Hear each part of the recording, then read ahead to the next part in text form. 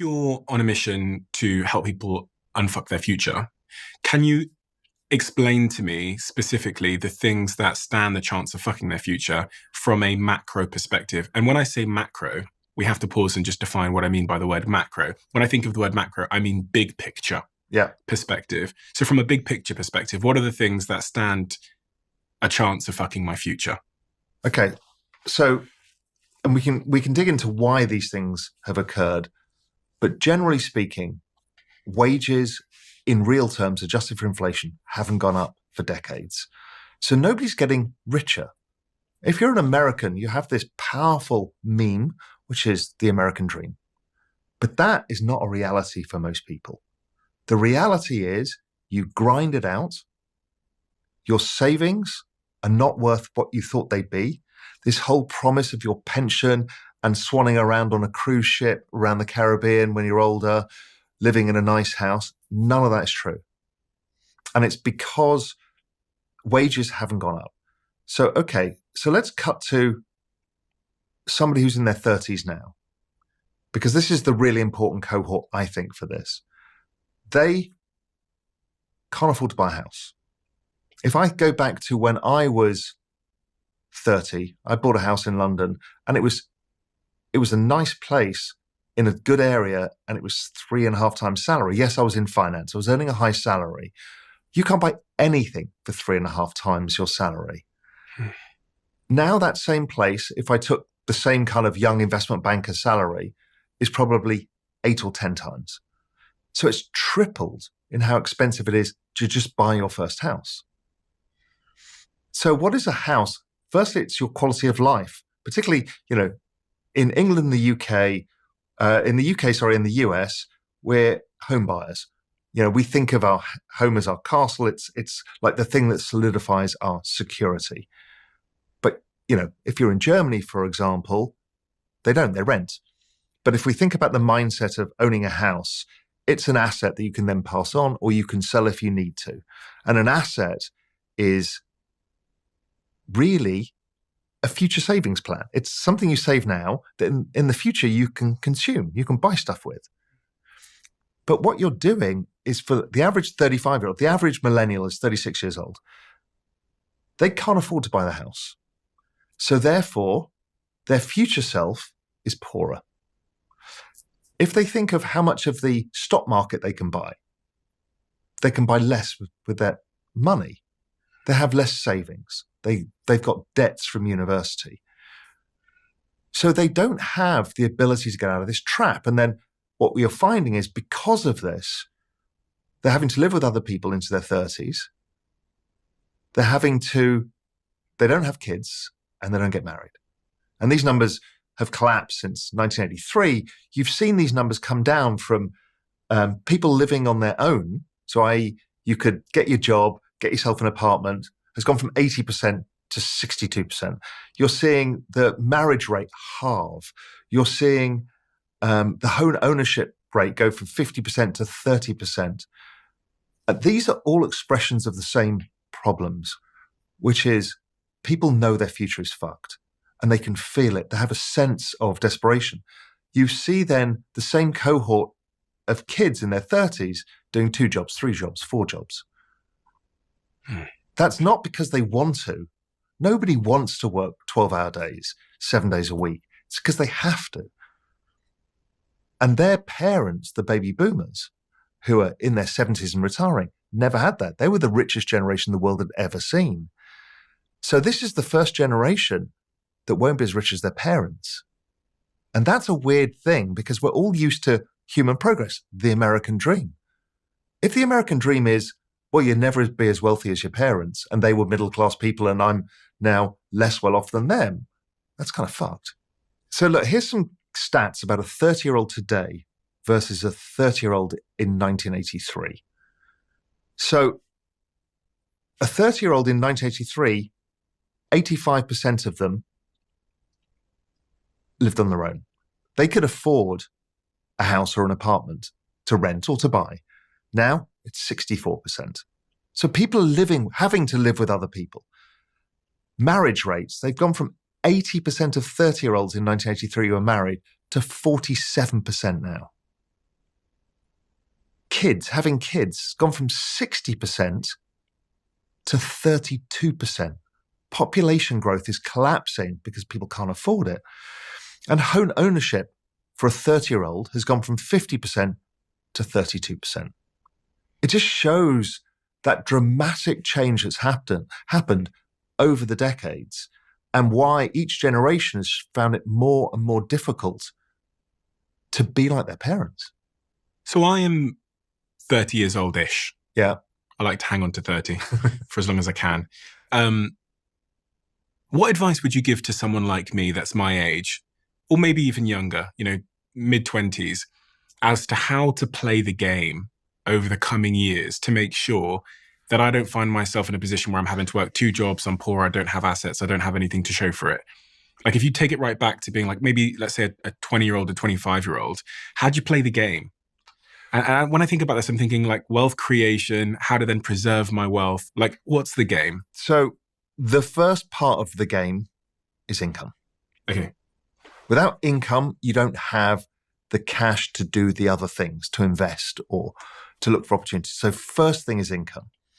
But even that's changing in how we earn incomes these days. It used to be you go and work for a big firm, you get paid, you get the benefit. That's all going and nobody wants to do it. So you kind of end up having to be an entrepreneur, work 2 or 3 different things. The point being, if you're 20s, do all of that. Work day and night. Really? Do as many things, learn as much as you can, fail as often as possible. What about work-life balance in your 20s? Fuck it.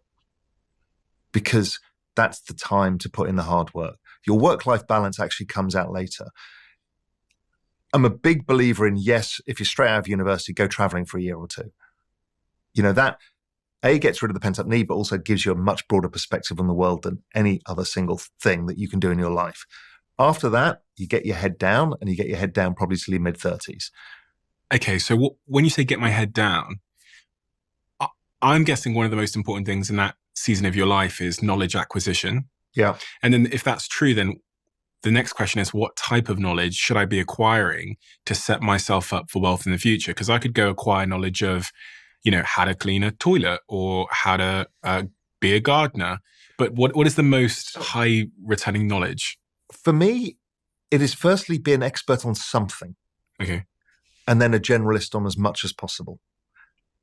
Right? Be that expert because somebody will pay you for that, at least for the time being. And we'll talk about how the world may change in the future. But for the time being, if you're an expert in whatever it may be, whether it's driving a taxi or whether it's a computer scientist, doesn't matter. Be an expert. Compete with yourself day and night to be the best that you can.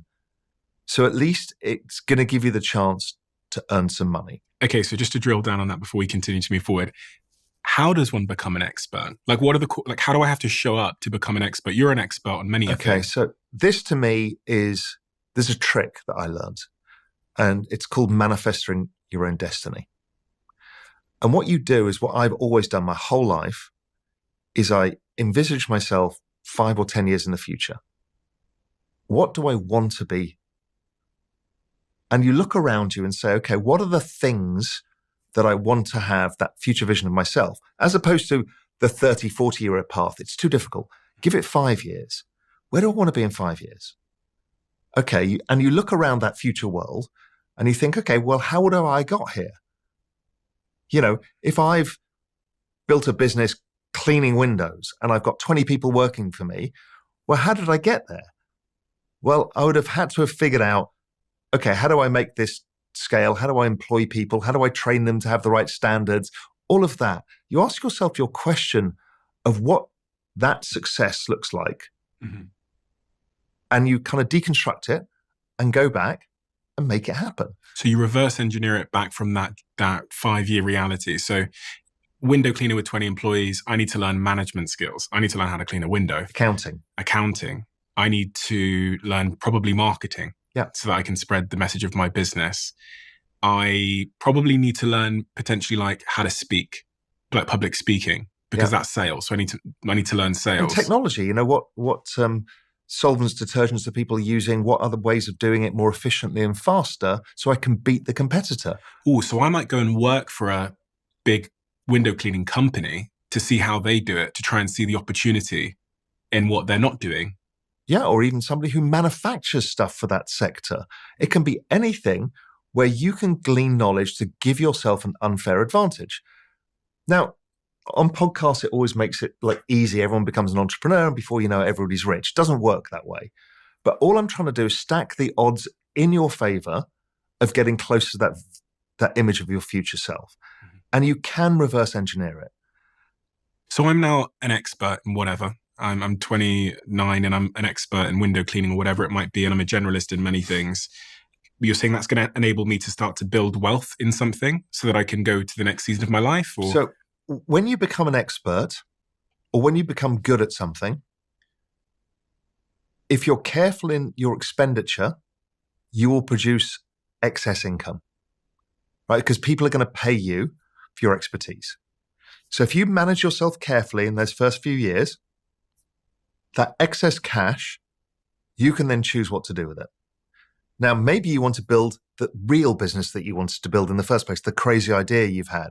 And if you're in your 20s, you can take the risk and blow your savings on that crazy idea because you've actually learned how to build a business already by building the one that you started. Or you start investing. Now, the world of investments was this world of weird financial advisors, and they would tell you some things like, well, you do this, and then you're a 25-year-old.